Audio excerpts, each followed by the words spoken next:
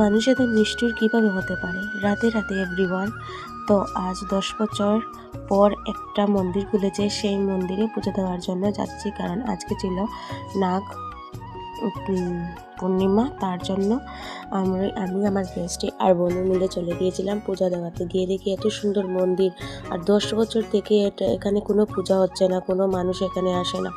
তারপরে এখানে একজন লোক ভাড়া থাকতেন, তিনি শুরু করলেন এই পুজো করা।